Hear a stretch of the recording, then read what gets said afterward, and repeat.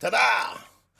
How you doing? Welcome to another episode of Hotknife's House, live music production session with myself, Hotknife. And tonight I'm going to be reverse engineering a track that's just been released actually on Play Records. But this track I made last year, in fact probably about a year and a half ago. It was one of the first tracks. Was really is my first outing as Hotknife, if you like. But we're going to go through this track. This track's a real funky number, bit of guitar in there as well. So without any further ado, I'll just let you see exactly what it is we are going to be doing. Here is the video for Hotknife Higher.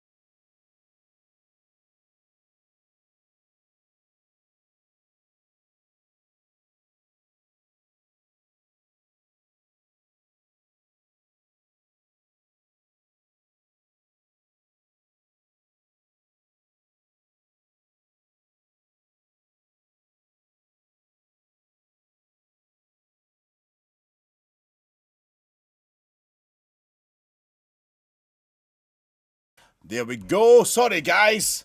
This whole Twitch thing is a wee bit of a, shall we say, uncharted territory at the moment. But don't worry. This is how I learn these things. So I thank you very much there, Nox556, for pointing out there wasn't any sound. That's because I'd switched off the microphone so that I wasn't breathing heavily in the background, concerningly, over my own music. Anyway, right, so we are talking about the track Higher. I'll just show you what I've got in front of me at the moment. This is the multi-track. Now, I've put this into Logic Pro. Now, I actually use Logic 9, just to explain how I normally tell you this at the start of every session, I know, but Logic 9, I've used it forever. It works great on my computer.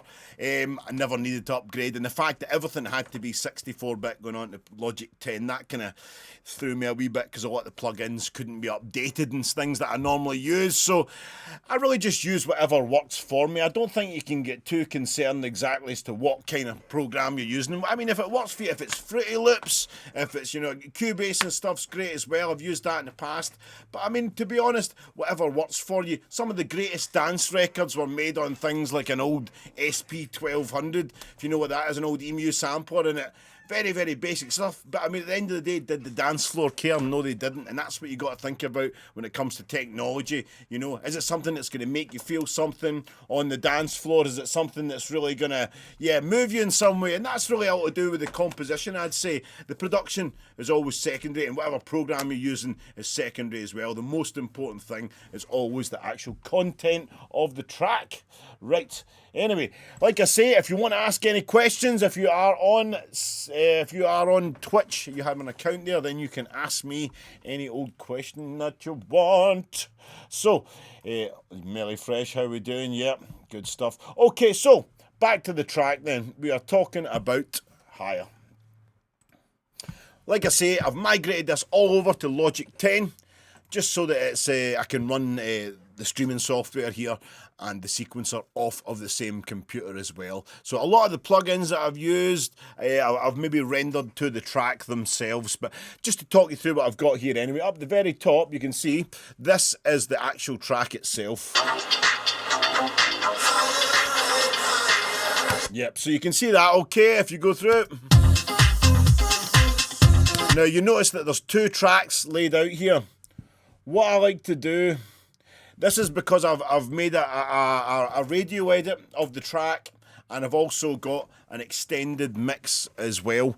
I mean, essentially the radio edit is the pop edit. That's the one that will fit in that 3.5 minute time slot on, hopefully, on a broadcaster's show. Now that's, I mean, dance music generally is a bit long, especially proper club tracks, but I think if you want to go for radio play on something, and that was really the idea with this track, then you want to be making it sure it's something that will fit in the schedule. I mean, there's certain people that broke the mould over the years, things like, you know, Hey Jude for the Beatles, Bohemian Rhapsody, but even at the time there was a lot of, you know, resistance to the fact that the songs were so long, so I think it's important to have a short version. I mean, I've heard some of the big tracks. I mean, even if you look at last year, Fisher, Losing It, huge dance track. I mean, the whole song is about 4 minutes long, but the radio edit's about 2 minutes 45. It's really short. I think you need to leave people wanting more when you do a radio edit. You want to have people, you know, wanting to play the track again. That's the effect. I think you're better to have that than people saying, right, that's enough. Okay. So anyway, so we have the radio edit, like I say, which is on the left of the screen there. Then over the right here, that is the full 12-inch mix. Now, I've just got, for comparison purposes, I've got a copy of the mix at the top here so I can hear exactly what's going on.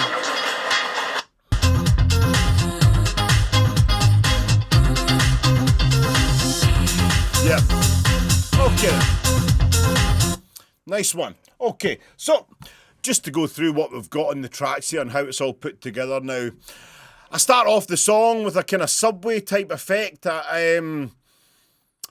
Sometimes it's nice to create a kind of soundscape at the start of a track. In this case, it's very much like a subway type effect. Let me just see what I've got here.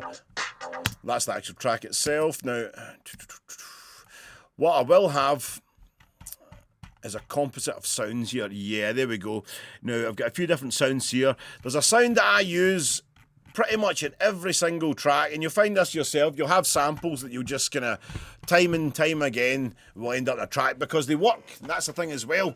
There's a reason why you use these things all the time. There's a reason why certain sounds are popular, because they work. In the case of this is the travel waves. This basically gives a wash of sound in the back of the track. Almost like putting your ear up to one of those giant seashells. Yeah, basically that's just creating a kind of wishy-wash in the background as well. There's a lot of reverb on that. If you can see the send that I've got here, and maybe you can't because the hierarchy of this picture. Let me just move myself in the shot. I can do so. Just there we go. Oh, it's cut my head off. Oh no! Right. Yeah, and then I put myself back a bit. There we go. Okay, anyway, right. But yeah, what I'm looking at here, this is the actual sequencer over this main area here. You can see I'm going over with my mouse. Now, if I... Yep, there we go. That was one of the channels was on mute there. Over to the side here is each of the individual channels. Every time I go through a channel, you'll notice that this changes over the side. Well, it depends whether it's a vocal or a keyboard, for instance. They're all changing every time. There's all sorts of different plugins and things along the side here. So this basically correlates. Whatever track I'm looking at here has its own effects inserts here and also sends the different reverbs and whatnot. We'll talk a bit about that later. But like I say, just talking about the start of the track, we've got that kind of, the waves effect. I've also got the subway that I was talking about. Now, I like these effects. It's almost like the kind of... It's almost like creating a little talking story.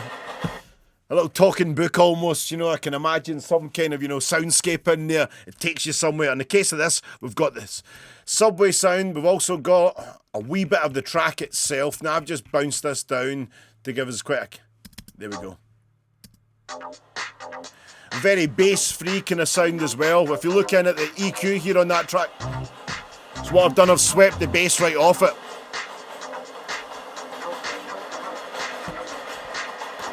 There's a good reason why I do that as well. It's to create a kind of, vintage, almost like a radio effect. That could be like a subway station with the radio on in the background, very little bass to it. But also that creates a big drop. When that initial bass kicks in, it really kicks in because your ear's almost attuning itself to a kind of quieter mix. Then bang, the bass comes in. You hear what I mean? But we have that. We have a wee bit of Mr. T's vocals, the legendary Mr. T. Are you tuned in, T? Hopefully.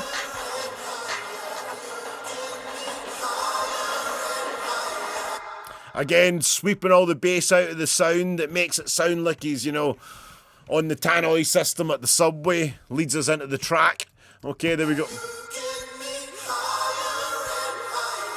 Yeah, on the channel EQ, you can see there, this one.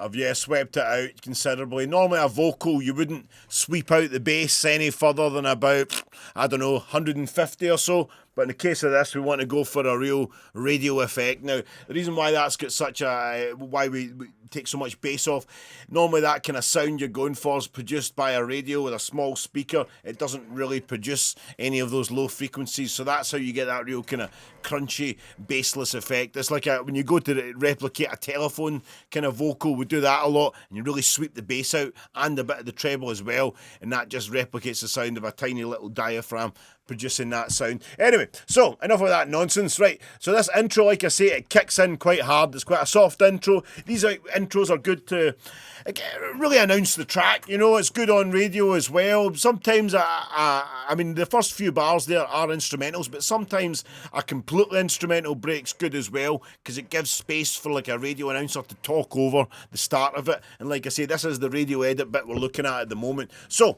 here we go. Play all this together, like so.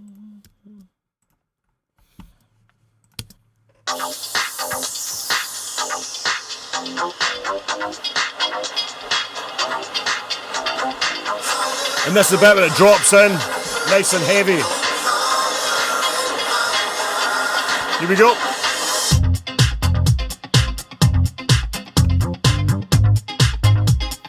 Yeah. To just stop myself from MCing there. Anyway, so, yeah. That kicks in quite a heavy kind of bass drum sound. As I always talk about, anything I've got in front of me on the screen here is colour coded. I just do this with all the things that I work on. It makes the whole thing easier to see and at a distance. If you've been working all night on a file, then your eyes get a bit tired, and it's quite handy just to have a wee bit of, easy indicators as to what is what. For instance, all the drums here are all pink. Some would say it's my favourite colour, but yeah. So anyway, yeah, I can't disagree with that. Right, next up I always put my bass in kind of purples here, yeah, and then after that we have the guitars in blue. These are all bounced down. Now, like I say, I'm working on a different version of Logic, and I had to render down these signals. What I do use, I don't actually use a guitar. Well, there is guitar amps used in this, but mostly I use software guitar amp plugins because they sound sensational, and I can say that honestly as a professional guitarist and someone who's used valve amps forever. The sound of a computer these days is one of the most analog things that I've heard in recent times. Anyway, yep. Green, we've got the keys, and yellow, of course, we've always got Mr. T's vocal at the bottom here. This is what I call the bells and whistles. This is all the effects. This is all the things that really create depth in the track and kind of whooshes and explosions and stuff like that. You know, all these kind of...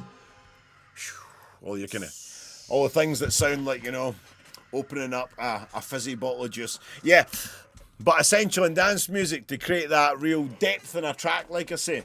And if you've just tuned in, by the way, let's have a look over at the chat here. Let's see what's getting said. Who's saying it? Right. How we doing, guys? If you are online, then drop us a wee hello. Say how you're doing. Any questions you have regarding, you know, music production as well. In particular, dance music production, I say. But I'm here to answer your questions. So, right. So we're talking about the track now. We got when the track kicks in, it kicks in with the standard, and I say the standard because it always works. 909 bass drum. Okay, now the bass drum. Yep, this is a real classic 909 hit. It's a foundation sound for a reason. The 909. There's nothing that sounds like it. It's got a real punch to the sound, and it's got something that kind of. Basically, I think it was probably the first to sound like that, and I think that's a lot of the reason why it's such a popular sound as well. It was a real kind of a foundation sound. It originated that kind of flavour of bass drum, which has become synonymous with absolutely every dance track, really, when you think about it. So I've got a bass drum in there. I've got a 909. That's the main kick. Now I've got what I call the big kick. Okay, that on its own. Quite a dull thud to the whole thing. That sound, though, basically is giving us a kind of resonance to the punch of the 909. When you put a punchy bass drum with a big bass drum to kind of take care of the bass at the bottom, the sub, you get the best of both worlds, I'd say. So what else do we have here now? Kick note. Often when you kick into the chorus of a song, you want it to grow in every way. It's like a musical orgasm, the chorus of a song, the main hook line of the song, the bit that really drives that melody home, and you want to do it across the spectrum. You know, if you imagine, it's almost like, if I was to say visually, it's almost like you're carrying along a road in the middle, and then suddenly it just splits into a motorway. You know, that's kind of like what a chorus should do in a song, and that should do it across the sound spectrum. I think that I mean, I normally add the extra bass drums at chorus, obviously extra snare drums, claps, you know, a lot of high-end things, a lot of, you know, reverby type things as well. Creates a real depth. Like I say, that's that single track road splitting into a motorway, then it goes back down for the next verse, etc. You know, and this is thinking about things in a kind of pop format. This is a kind of, I would say, pop format, although it's in the wrapped up as a dance song. So, next up, like I say, that's a big bass drum there. That's the one I'm talking about. This one comes in at the chorus.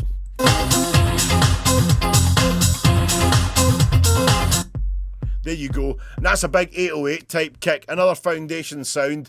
808, nothing really sounds like it. It's a big subby kind of note. You can almost use that as a bass line in itself. I know a lot of people that do that, when especially hip hop guys, they'll sample the sound of an 808 bass drum hit.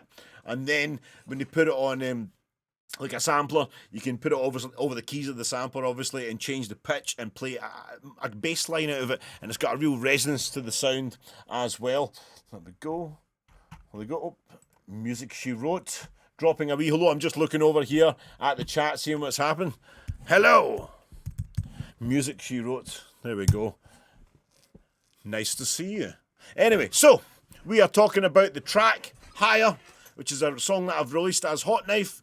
Along with the vocals of my man Mr. T. That's been released on Play Records, and we are dissecting this at the moment. Reverse engineering if you will, this track, and hopefully you can get something out of this to add into your own productions as well. A lot of things I do, I've really just, you know, the way I've learned to do things on my own, I'm pretty much self-taught as a producer. I never went to uni or anything like that, or college to study computer music. I did go to college to study music, but this wasn't really a part of it. And at the time, we were talking about the late 90s, Cubase, which was the main sequencer at the time, was just MIDI as well. I think when when computers started to add audio, it was a real revolution. We could really, you know, for a start, you could use them to record bands. It wasn't just limited to using an Atari to make dance music with the sampler, you know, and also samplers pretty much became redundant overnight as a result. And we're now at a stage where the latency, as you call it, which is obviously the time it takes the sound to get from source into the computer and to your ears. The latency is it's so little on modern recording equipment that it's almost instantaneous. It's real time. And I remember a long time with computer music, it wasn't the case. You had to record bits in with a direct monitor and then listen to it after. You couldn't actually listen to whatever you were playing into the machine coming back through in real time, coming back through all the processes. Anyway, so like I say, we've got the kick note here and the snare.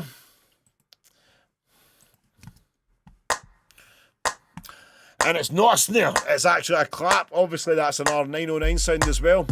909 clap. Like to use it in everything. Especially a double clap. Always nice, a double clap, very disco. And I loves my disco. Disco for me really is dance music. That's where it all started. So, yep. Now that is a real classic kind of, you know, disco top. Yeah.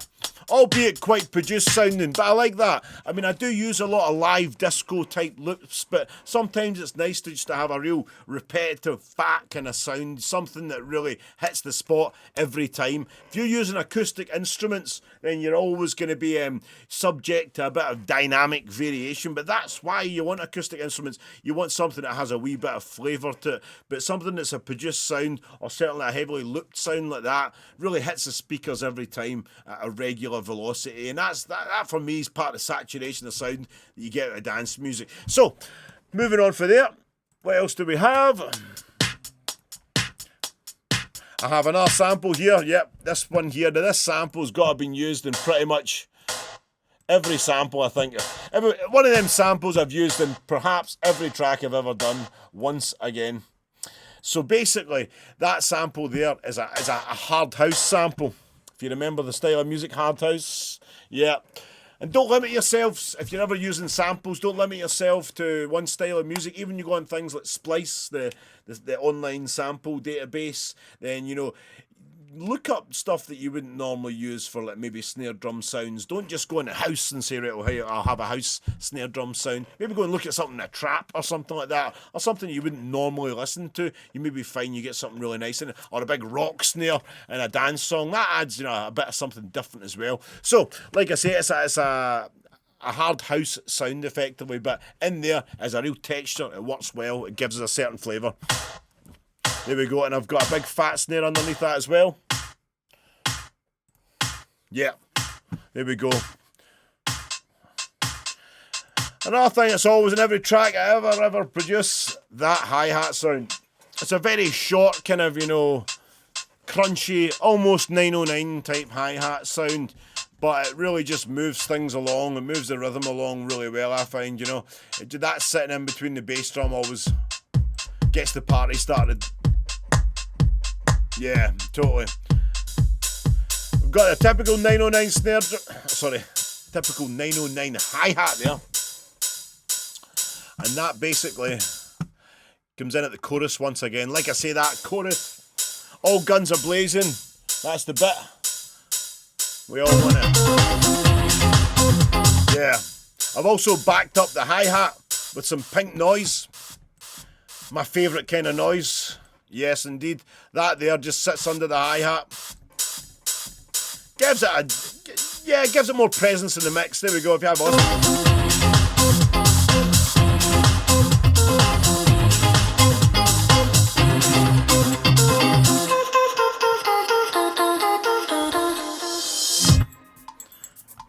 Another little percussion loop in there as well. Indeed. can almost imagine Lionel Richie or someone using something ridiculous like that. But yeah, in there just creates a nice flavour.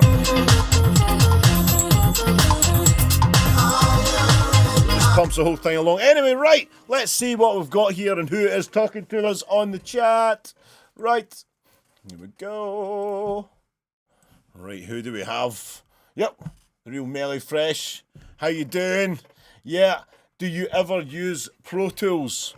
Yeah, I have used Pro Tools. I think for me though, if I be totally honest, I'm a cheapskate and I like to kind of do things for as little money as I can do it normally, you know, or certainly that's always the way it was in the past. And as a result, I get into using all-in-the-box solutions, things like Cubase and especially Logic. Logic for me really just kind of, I would say it ticks all the boxes, and if it does everything I need, then great. Pro Tools is great, but I think you need to really buy a lot of different plugins as well. Am I right in saying that? Correct me if I'm wrong, but it's everything needs to kind of, I think, be purchased as an add-on. So Logic for me just, you know, it ticks all boxes, and I did use a lot of different sequencers. I used to use, started with Cubase.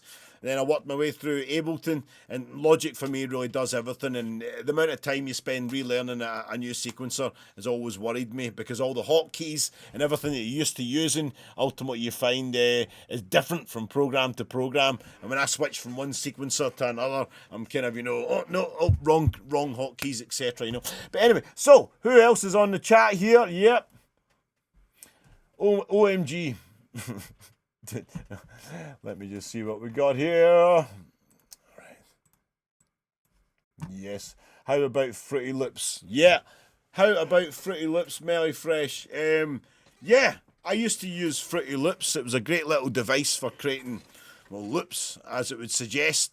I've not got into. A friend of mine was using it recently, and I found it a wee bit cumbersome on the actual sequencer side of things.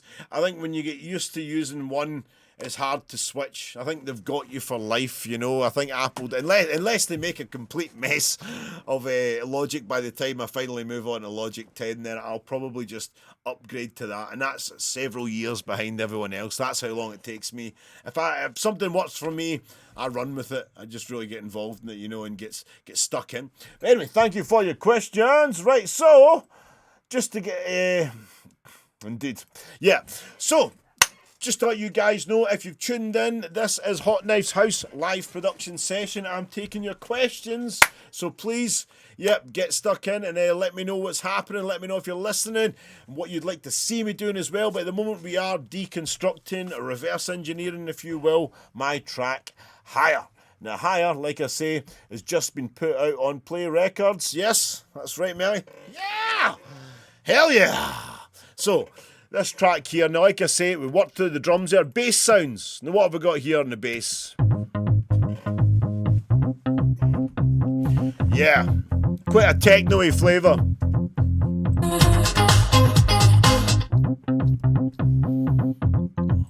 Yeah, I like quite a kind of techno. I mean, I'm a big fan of techno.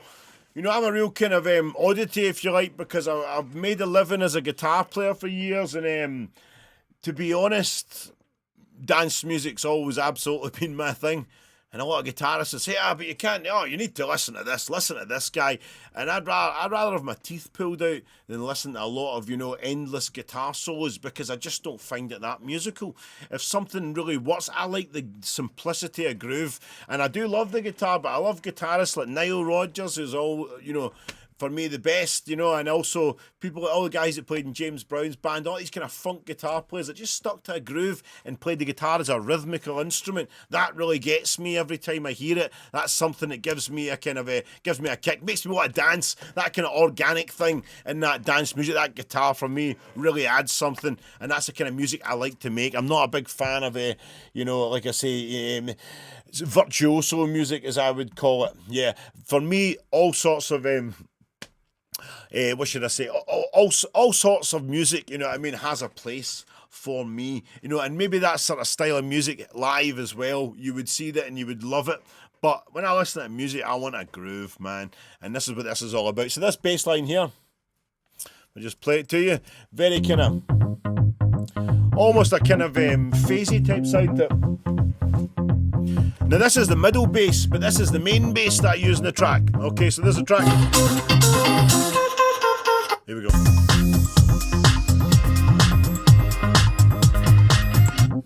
Yeah, so that sound there, oh, a kind of phasey sound, that's, like I say, the middle bass, because what I've also got, there's the top bass, as I call it. I've got 3 parts layered, and this really makes it sound big, and then I've got the sub. There we go, so that together, that makes up this whole bass sound. Now I've got that all grouped together. Great to have things grouped together as well.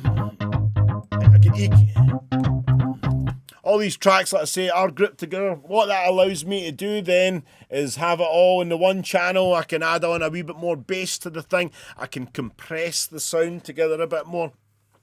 And that is important as well. If you're using different bass sounds together, you're probably better compressing them at the end just to glue them together. Compressors, for me, have a real nice effect in that.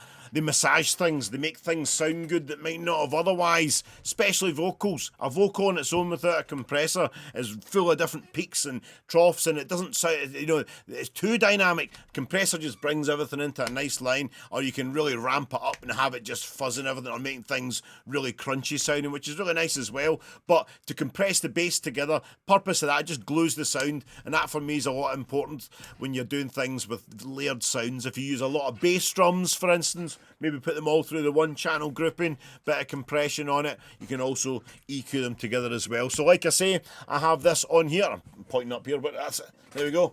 It's the opposite side you need to point to. Yep. So, yeah, here we are. This is the bass group.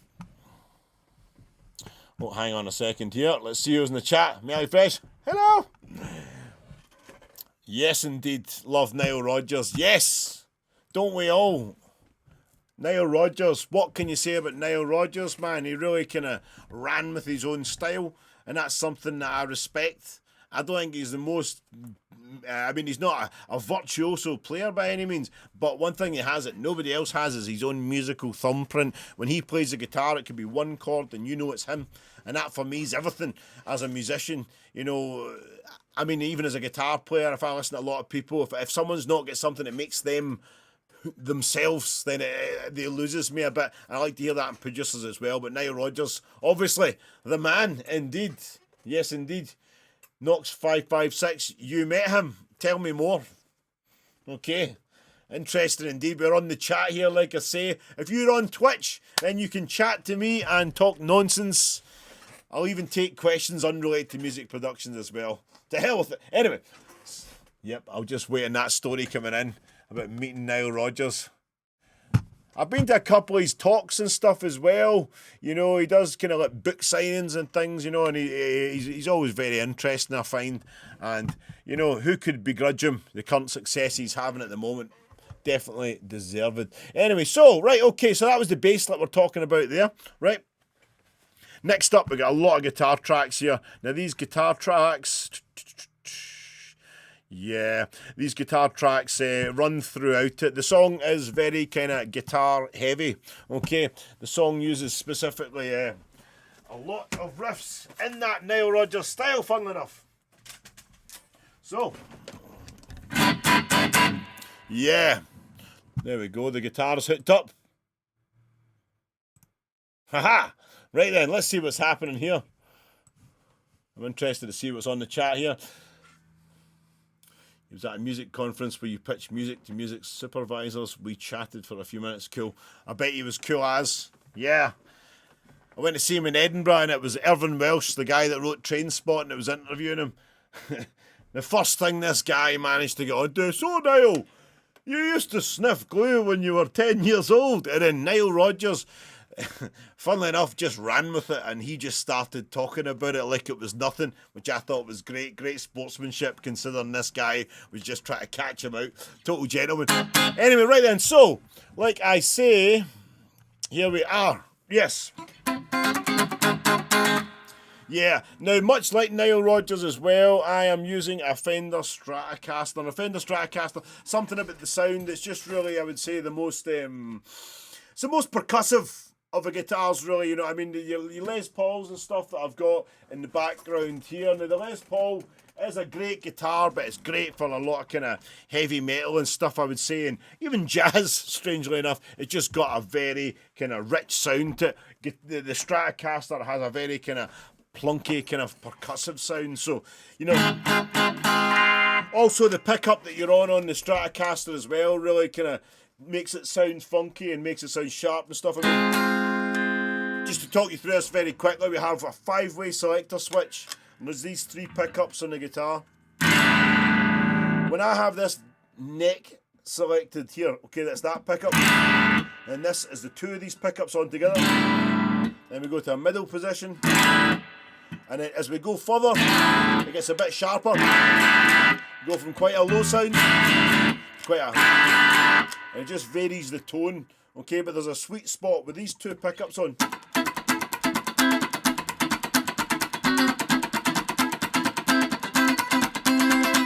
Yeah, basically when you have that on there, that kind of really gives you, it's what you call an out of phase sound. The out of phase sound, what that's doing is basically giving you pickups out of phase, funnily enough, but 2 pickups on together. When I put just 1 pickup on, it's a bit sharper.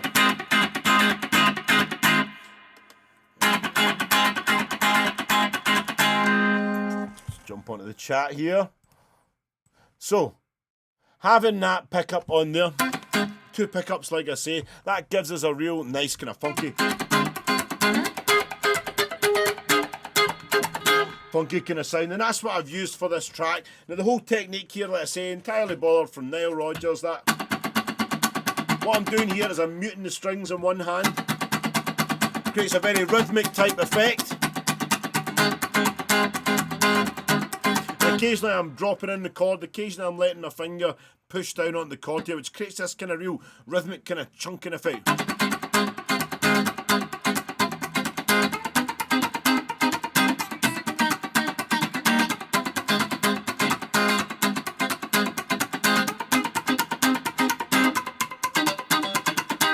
Yeah, so that's creating that real funky effect, and that is the backbone of this tune. So just to talk you through here, okay, we go on the guitar sounds.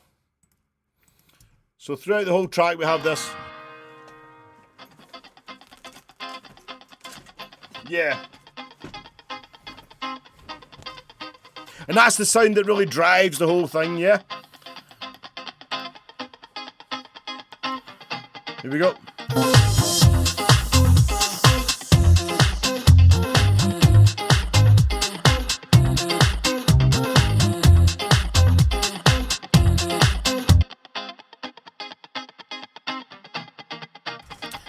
Yeah, so there you go. That is the kind of funk guitar sound. That's the backbone of the track. We have other guitar sounds in here as well. Now, that was the actual, believe it or not, that's just a Waves plugin.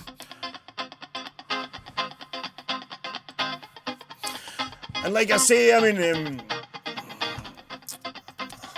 a lot of people, when it comes to plugins, can get almost, they hear with their eyes. And sometimes you actually look at a plugin and think, oh, it looks great, and you then think it sounds great, but actually when you listen back to it, you think, nah, it wasn't so great, you know. So Waves plugins for me are very basic looking. I think they could probably have a wee bit sexier interfaces on them to really draw people in, but they don't. But what they do is they absolutely kill it, man. Every single Waves plugin that I use sounds the bomb, you know. And I use a lot of the Waves guitar amp plugin. That's, you know, I have I've got a Fender amp there, I've got a Marshall stack downstairs, I've got a PV Classic, I've got a Fender Twin as well, I've got a Vox AC30s. Really, either owned or have owned all the classics, and I own all sorts of different microphones as well, and nothing really, nothing beats the Waves plugin. Because it's not better sound, but it's the same sound, and it's the exact same sound that I've managed to get out of the Waves plugins as I do from the best mic and amp position I've had. And if you think about the time saved by just switching on a plugin as opposed to having to bring an amp out, let the valves heat up, place the mic, blah blah blah, maintenance as well, you know, you can't beat it, man. Plugins are definitely the way forward, and like I say, I'm unashamedly in the box. It's nice to think of people sitting in a studio full of large analog synthesizers, and yeah, that'd be lovely, man. You know, but realistically, from all the synths that I've had as well, the maintenance and stuff as well can be crippling, especially if you're not making a fortune out of music. Depends how much money you're making. You know, if I was making multi-millions, I would have no problem having every variation of Roland Juno ready to go and all sorts of other classic studio stuff. But to be honest, the recreations, even from people that say they have the original as well, often I think, you know, they're as good. In some cases, they're better, certainly most reliable, but maybe not as much fun to play around with an old synth, but you get used to it. The sound, like I say, is what's, you know, going to make the dance floor move at the end of the day, not how the synth looks or how it felt to you in the studio. It's how does it sound. So anyway, these sounds, like I say, all great guitar sounds from the Waves. Now I do actually have that. That is an actual. Yep, that is the original amp sound actually. So that's the amp sound, and there we have now the actual wave sound from the guitar plug-in there. I've made that a bit sharper as well, so it's not as good a comparison, but really very similar sounds, to be honest, you know. So for all that time spent hooking things up, might as well just use plugins if it's going to streamline the process. At the end of the day, I think you can spend too much time in a track over silly things that don't matter to a lot of people. You know, I like to just get it as good as I can and let go of it. And that's difficult, letting go of a track once you've been working on it for a while. It's like you get close to it. It's like letting your child out the house for the first time, you know. But yeah, it's difficult to let go sometimes, and a lot of people just end up with stuff and racks of stuff that never sees the light of day for that very reason. But I would say get it done, get it out there, you know, and see what people think. The patch that you're using might not, you know, be the be all and end all. There we go, more kind of Nile Rodgers type funk guitar. Yep. Yeah, and what else do we have on it? Oh, there we go, space guitar.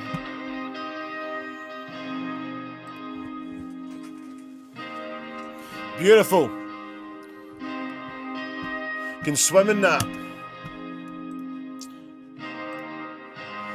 Now, it's probably quite accurate that I've called it space guitar. It's got a kind of spacey echo type effect on it.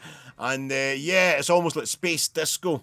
Space disco is one of my favourite eras of disco, kind of early 80s, maybe even late 70s. A lot of songs, you know, songs that basically had a kind of disco outer space type theme to it. You know, the song Surround Supernature is a big hit. And in the much cheesier end of the scale, you've got stuff like I Lost My Heart to a Starship Trooper. Oh no, I'm not a fan of that song. But one of my favourite songs, The Ultimate Warlord by the Immortals, that's an absolute beast, and that is a space disco record. But this whole kind of outer space type vibe, that's what I was going for with the guitar sound there. It's very kind of lush. There's a lot of reverb in that. There's a lot of delay as well. Yeah, it's just floating around. Something I like to use a lot of too is just the in-house Logic effect here, this tremolo. It's great for using on spacey elements in the song. You can pretty much have it swishing about from left to right in the background. I'll just show you here.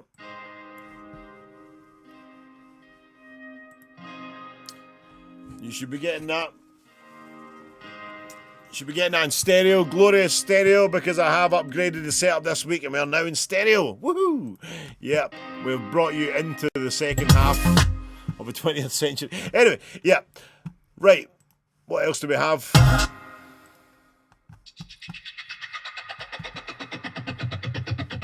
Yeah, I love that. I love making up samples, and that's one of the ones that I did make up. That there is just a guitar. Oops. Switch that. Yep. So that basically is just a guitar sound there. That is a filter sweep on the guitar. You can see it there. So that's it. I've programmed that. I've automated that to filter sweep through from top to bottom. I call it helicopter. It just gives a nice, interesting effect there. You know, something a wee bit different, and also it's from the guitar. And if you can make your own samples, great. And a lot of these ones, you know, you end up with a scrapyard full of your own samples that always come out and play, you know, pretty much on every track in my case. Anyway, so if you've just tuned in, I'm taking your questions so you can contact me on Twitch, like I say there. Now, if you look up hotknifeshouse.com, you will get a list of absolutely everything happening in the world of Hotknife. That address down the bottom of the screen there. I have all the past Hotknife's House episodes on it. I also have tracks that I've released as Hotknife. Also, there's a Mixcloud there as well, which has Hotknife mixes on it too. So we are talking about the track Higher. So just to give you an idea of what this track is, here we go. This, like I say, just been released this year after being one of the original tracks that I made as Hotknife. This is the very funky Mr. Travolta dancing to my track. This is Hotknife Higher, and the track we are working on tonight.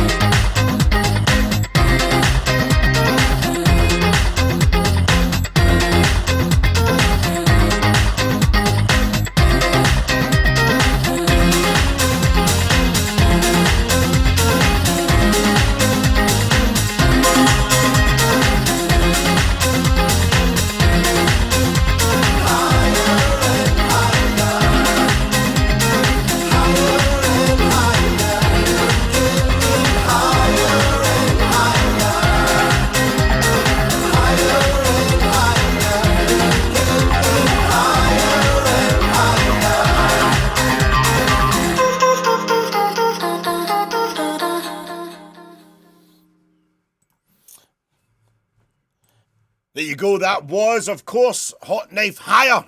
And if your screen just went completely blank there for a bit as you were watching that back, that's probably the copyright police onto me because I've been using John Travolta. Damn you, copyright police! But you can check that out on Hotknife's Facebook, because they don't seem to mind. YouTube wasn't happy though. But anyway, you can check out, like I say, hotknifeshouse.com. That has links to all of my social media and whatnot. But we are, of course, talking about the track and the construction of Higher. So we're going through the guitars just before we watch the song again there. Really backbone of the track, yeah. Yeah. So that is the real kind of, like I said, that's what I was going for with this song. I wanted something that would be like, I mean, a lot of tracks I make, I think, I wonder what Nile Rodgers would have made if he was around now. You know, if he was actually, how should I say, born out of the house music movement as opposed to kind of disco, you know. You know, how would that translate? I like to bring those elements into dance music. I just feel that it gives it a bit more swing. It makes you want to get down just that bit more. Disco's always been my thing as well. The minute I hear that funky guitar, I am on the dance floor, getting down. Anyway, so like I say, what else do we have in the song here now? Yeah.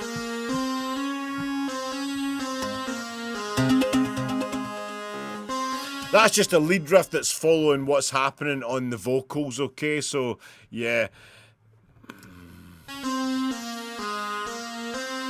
Higher and higher. Yep.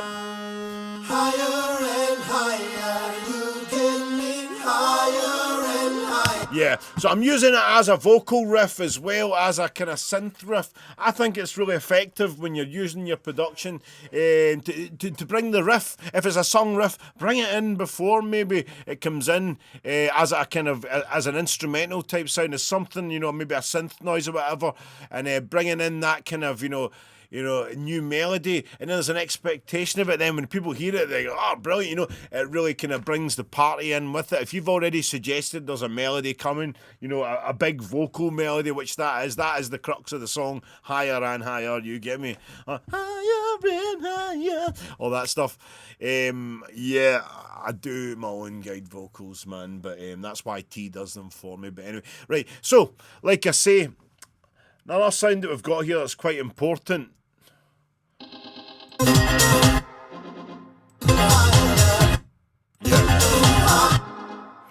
Yeah. Bum, bum, bum, bum. Yeah, you wouldn't even really hear that in the mix. Listen.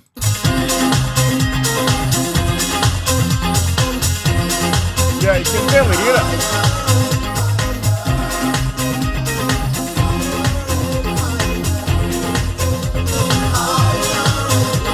Yeah. It's quite a synthetic sound. It's probably good it's not up too loud in the mix. Wee bit of delay on that as well, yeah. That's quite, like I say, it's a texture. Any small little sound in the mix will add a bit of texture to the sound, really. You know, if you want to make something big, then yeah, lots of different elements making up the same sound. And that's what that's really doing, because that's, I mean, I believe that's there just to back up the guitar part. I have a kind of heavy metal kind of riff, bum, a kind of, something you might not hear that much in dance music, which is another reason I like to put it in, especially disco music, disco metal guitar. There we go. That makes me want to jump around my bedroom with a tennis racket. 1 foot on a monitor, with a tongue sticking out of a crowd. Yeah. Anyway, yeah, that metal riff there, that and the strings together.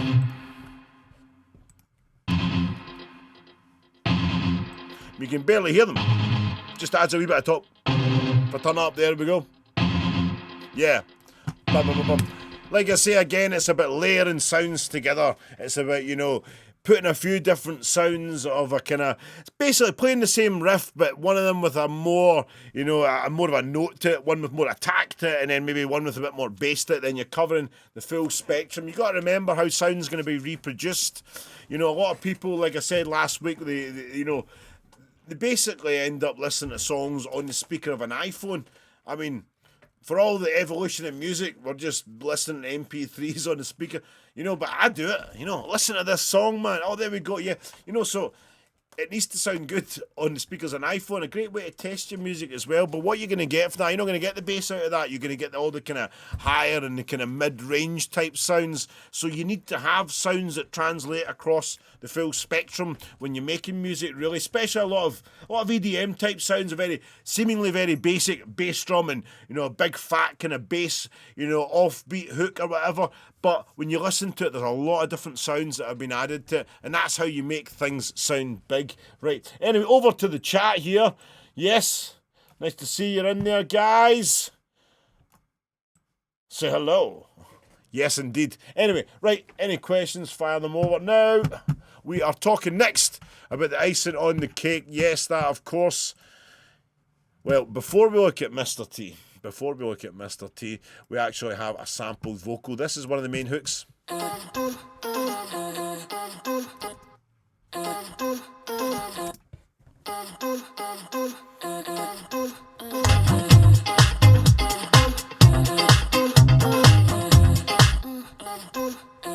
Yep.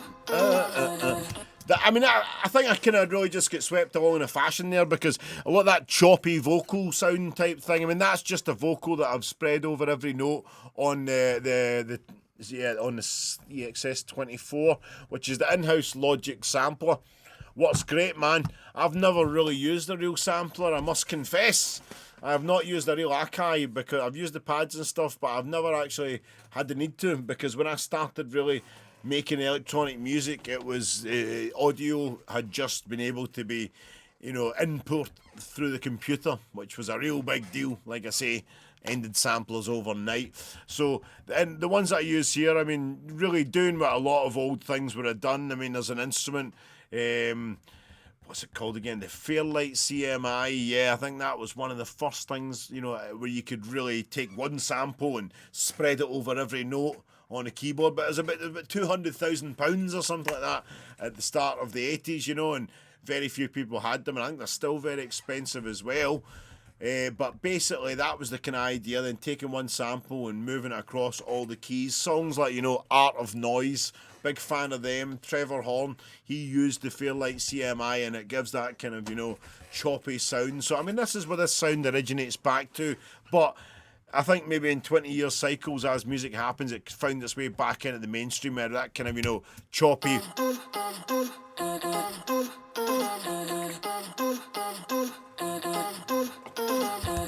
There we go. Over the chat here, Knox556, I love icing. Yes. You love icing, yes. But on whose cake? Oh. Hey. Right back at you, Knox556. Anyway, so, like I say, this Bailey sound here. Bailey was just the name of that. I think this is actually just a vocal that I found on Logic. It was just a female vocal, and I chopped up and I've put it onto every note, like I say, on the keyboard via the EXS24 sampler.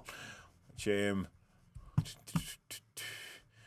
yeah, it's one of them things again. For going from Logic version to version, this is actually a little bit different than the way mine is laid out. So I'm not even going to attempt to kind of go in there in case I make an arse of myself. Anyway, right, okay, I need to try and look as if I know what I'm doing here, Right, yeah. So it's a top sound and a bottom sound. Layer. Like I keep telling you, man, everything is layered, so everything is basically fat, what's across the spectrum. T, my man T, as always, laying down some fine vocals. It's like a kind of fine caramel, T's vocal, with a wee bit of, a wee bit of kick to it, a wee bit of whiskey thrown into it. Yeah, T's got that kind of, very smooth vocal, but at the same time, it has that kind of grit to it, which is wonderful, man. Fantastic recording vocalist. Really blew me away first time I heard them. And if you're watching T, yeah, I'll stop complimenting you. No, I'm kidding. No, absolutely brilliant. Pleasure to work with. And this was a song that actually just really brought him in to sing. I wrote this track myself, which is probably why there's not many lyrics in it. But that was the idea.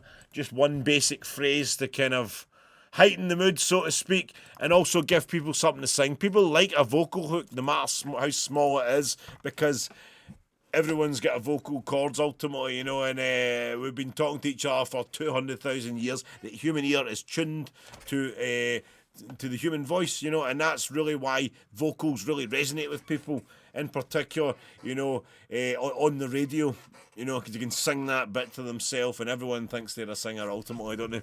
So, let's see what we got here. I'm just soloing all these vocals one by one. Now, this is, like I say, multi-layered harmonies from Mr. T himself. In fact, I'll take some of them off. Yeah. Higher and higher you get. Let's build this up. I'll show you what we got here. Okay, so we're starting off. Normally I like to kind of pair all vocals together. If you're doing like multi-layered harmonies, having two high ones left and right, two mid ones, two low ones, bringing that all together, that then gives us a really big sound, you know. That gives us that layer thing again. Like I say, everything is about being layered. And over to the chat here, Knox556, touche, touche, yes indeed, hey. Let's see you get that one. Right, okay, so let's get a listen. Mr. T. You get me higher and Taking us higher. Tell us, Mr. T. higher. You get me higher and higher. Yeah, that's the bit you don't hear. But then we add that. You get That's just the very, very top line there, and actually probably starting around the wrong way here, but we're just adding a bit of low vocals. Yeah, we add in the bottom now. Hey, check this. Higher and higher, you get me higher. So all of what that there, we'll get 1, 2, 3, 4, 5, 6, 7, 8, 9. Yeah, it's 1, 2, 9. Interesting. Controversial, Mr. McPhee. That is basically, normally I'd say they're all paired together, but what happened to the 9th? I don't know. Oof. Hardy Boys. Hotknife and the mystery of the 9th take. Right, okay, so here we go. Higher, you get me higher and higher. We got a harmony here at the end, literally taking us higher, ladies and gentlemen. Yes, that is just to the end of the phrase, just gives that wee lift. And I wanted a real spiritual flavour, and T's really good at delivering that kind of old soul type sound. Anytime you get singers wanting to get, I mean, this is all just T doing the one voice, but giving away trade secrets there. I should have pretended it was a gospel choir, and you'd have believed me anyway. But basically, yeah, when you're layering up vocals, as we're doing here, you know, you need to make sure that vibratos match. If you work with different singers, they need, you know, that kind of flutter in their vocals. It needs to be about the same. That really works together. It's not just the actual pitching, but when someone sings on their own, obviously they're going to have the same vibrato at the same points. Not dead on, because that would sound phasey otherwise, but that creates a real nice flavour to the sound, and often one vocalist can deliver that better than, say, a group of vocalists. Here we go. Hang on a second here. Over to the chat. I met Nile Rodgers in Ibiza. IMSHES. Oh, he's super cool. Met Nile Rodgers in Ibiza. Wow. That's like two of my favourite things, Ibiza and Nile Rodgers. Yeah, absolutely, man. It'd be good to see Nile Rodgers in the White Isle. Definitely. Yeah, let's take Hotknife to the White Isle. Yeah. I'll say them. I'll tell the missus it's a holiday. Well, it will be a holiday. Yeah. Anyway, so, right, back to the matter at hand here. We have, like I say, all the vocals there from Mr. T, which you will see when I group them together is quite a number. And that is, like I say, because we're going for a real chorusy type gospel feel. Listen to this. You get me higher and higher. Higher and higher. You get me higher and higher. Oh, and we're throwing in a wee symbol there at the end. Yeah, excellent. So that, like I say, is the vocals for higher. Now, group these all together. I'm very much frightened to look in the mixer here, because for some reason when I take this from my copy of Logic onto this one, it starts to stagger tracks all over the place, but these ones seem to have pretty much kept themselves together. That's good. I'm just going to group them together and take off the solo. Here we go. Yep. Here we are, back then. Yeah. And we're back into the subway here. There's the effects I'm using. Yeah, all this kind of air escaping noises in the background. This is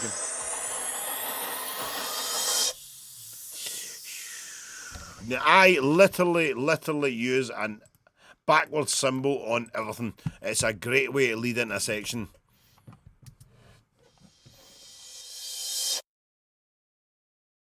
Yes, indeed.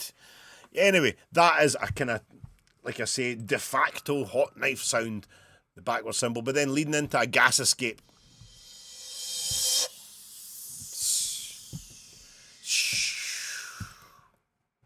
Yeah, that gives a kind of, it adds to the ebb and flow of the whole thing. Listen to it in the mix.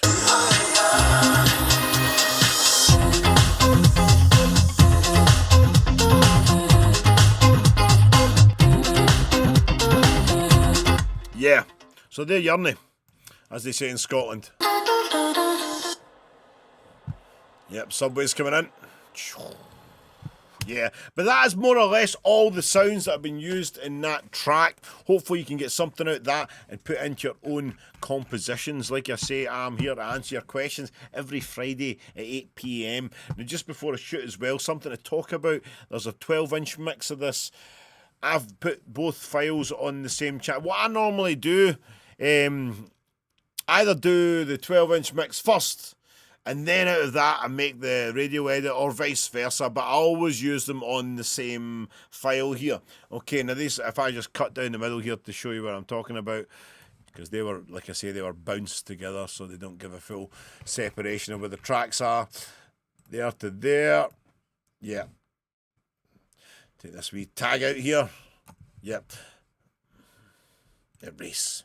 There we go. Yeah, so that's the two separate mixes there, okay? Now, obviously the 12-inch mix.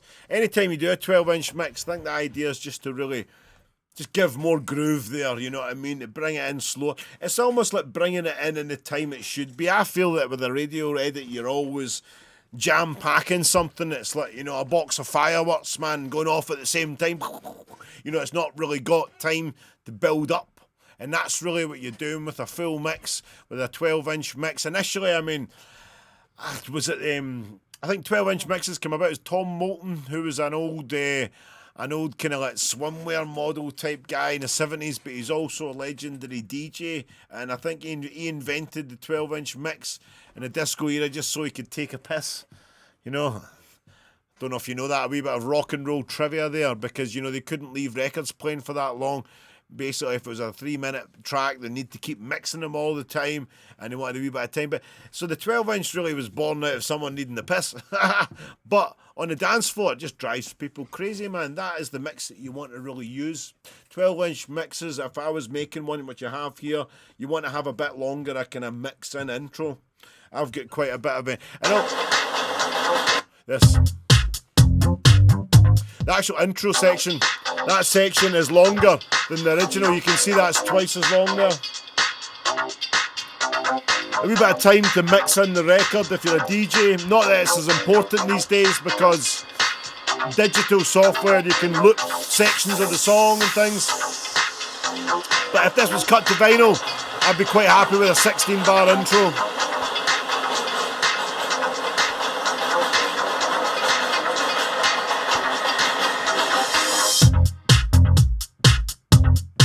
Yeah, lots more sections with the grooves through stripped back down.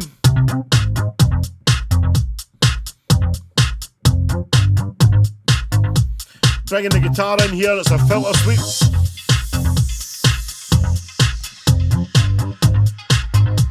Yep.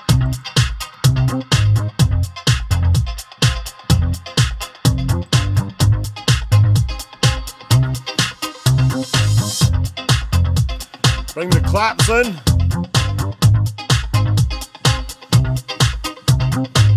Yeah. Just stacking it up bit by bit. Every 8 bars you're bringing in a new sound. And of course the main riff, that Bailey.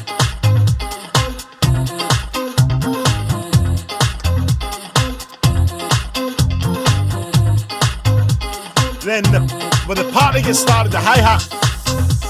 That hi-hat there, that's when we start getting down. That is the kind of, that's the final icing on the cake.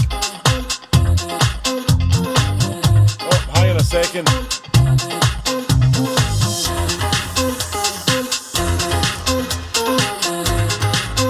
Just gonna have a look over here at the chat. I love how you pay attention to the vocals. Thank you very much for that, Melly Fresh. Someone like T, you're really spoilt for kind of getting good sounds out of vocals anyway, so he's capable of delivering it, you know. Compression, reverb, what's the third thing? And what's the third thing? EQ, I would say. Definitely EQ.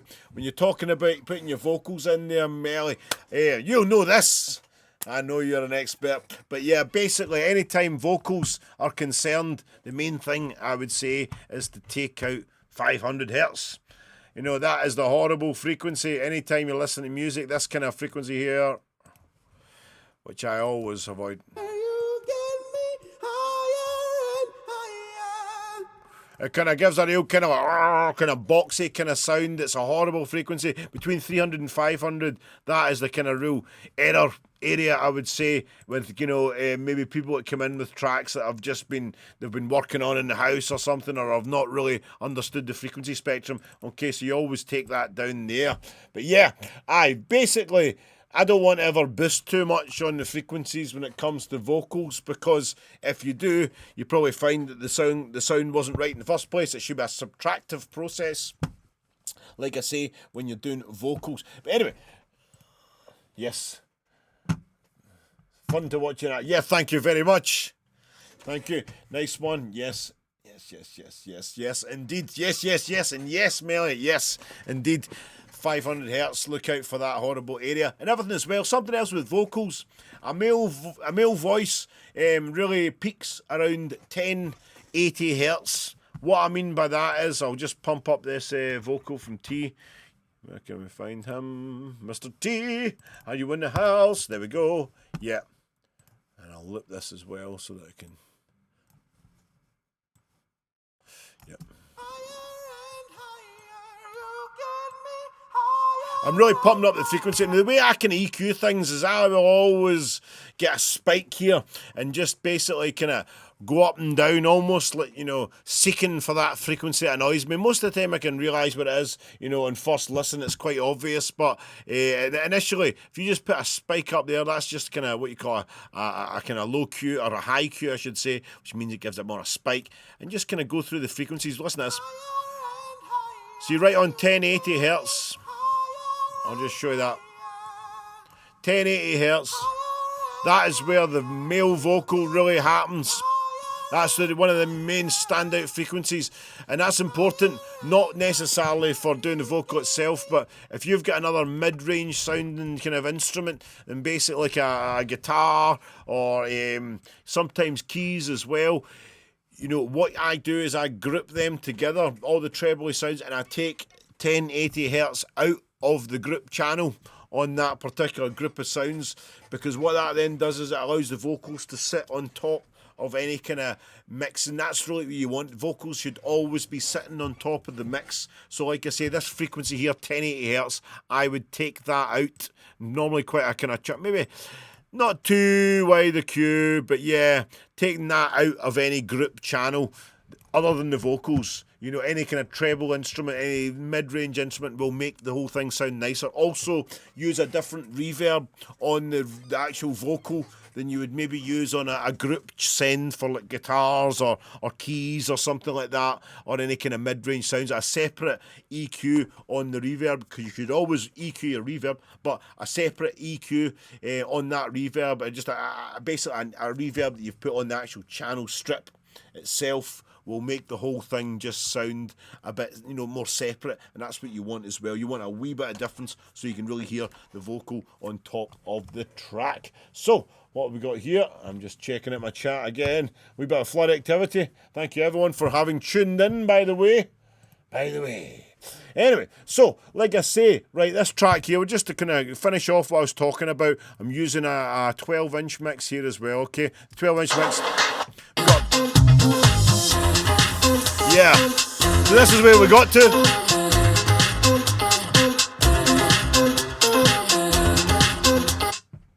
Yeah, love that hi-hat sound, use it in everything.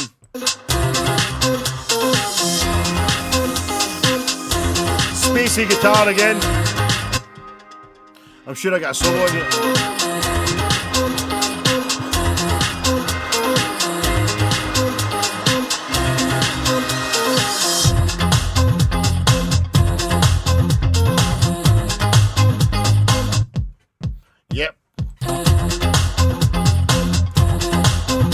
holds its own, the 909 kick drum sound, man. There's nothing that really pulses quite like it. Something to be aware of is always make sure you've got it in tune.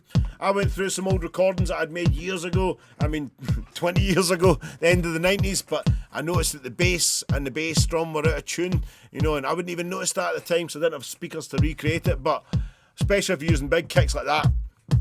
Yeah, the kick note, there we go. If you can put that in your speakers, that is the one that gets that party moving. Okay, here we go.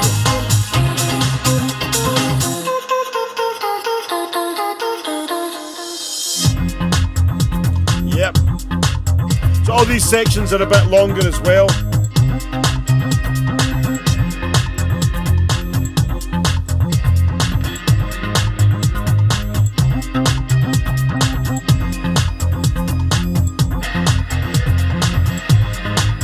Yeah.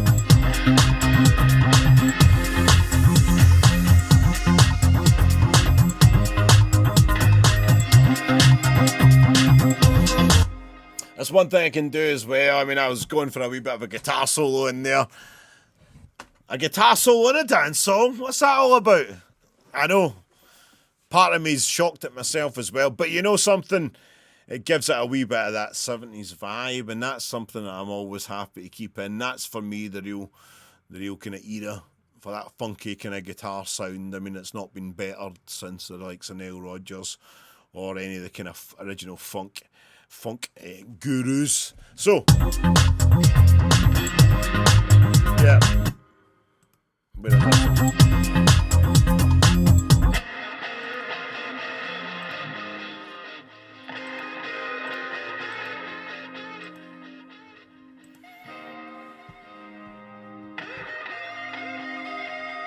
Yeah, very much a kind of, and for me, there's, David Bowie probably had the greatest lineup of guitarists you could ever imagine, because my two favourite guitarists played on Let's Dance. Of course, you get Nile Rodgers, but also Stevie Ray Vaughan as well. Something about the sound that Stevie Ray Vaughan gets out of Stratocaster, it makes love to my ears, man. It sounds fantastic. And anytime you kind of get a Strat solo, you want to kind of get that kind of effect, and that's probably in some kind of minor way what I'm doing there. But with a 12-inch mix, you get more room to do these things as well. It just gives you a wee bit more space to play around, to take the listener on a journey, So let's see what else we got.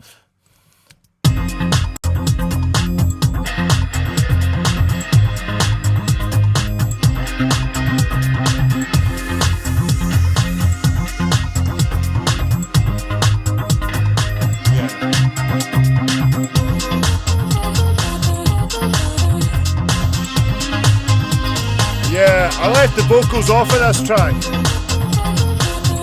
As you can see, there's no vocals in this.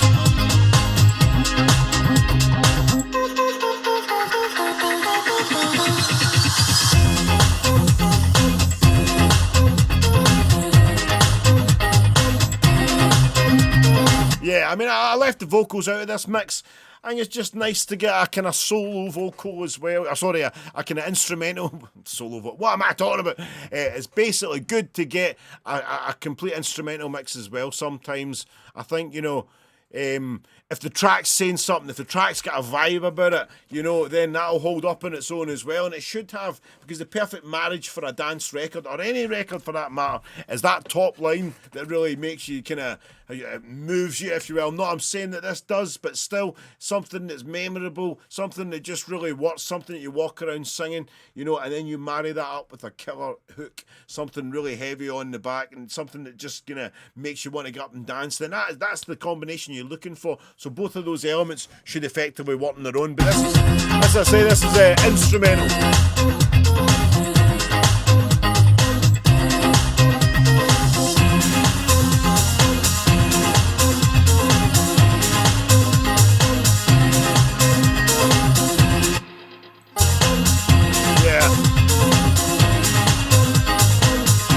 And so on and so forth.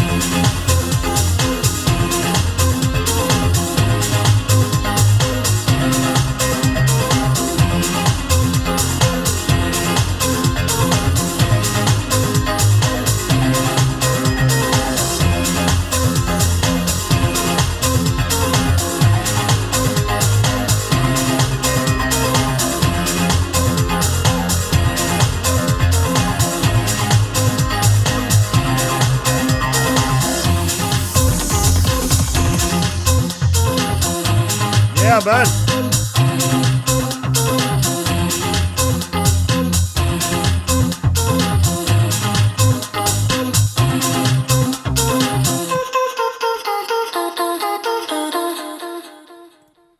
Yes, indeed. Thank you very much for watching, ladies and gentlemen.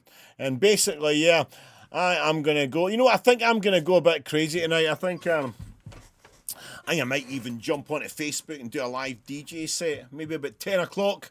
Although I'm not saying for definite that time. I need to rejig my studio and put everything back. But yeah, thank you for tuning in to Hotknife's house. Basically, this has been a live production session here from my studio, the HQ Glasgow, where I work as a professional recording engineer. Now, if you want to check out anything Hotknife related, then you can do by going to, let's say, the bottom of the screen, Hotknife's house. Let me just show you what we got here. There we go. Yes, hotknifeshouse.com. Now, what you will get there, that is basically a link to all my official social media. There we go. You get Insta Hot, Spot Hot on Spotify. There you get the tracks as well. At the moment, this track here, yes indeed.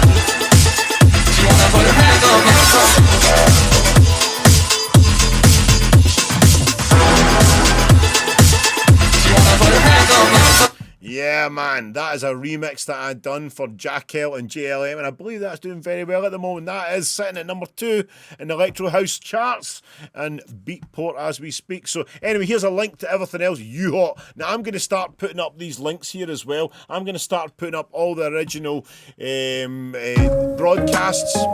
But that at the moment just takes you to the video for Magical. Of course, you can check out other stuff here as well. Hot mixes, that is some of the DJ sets that I've done.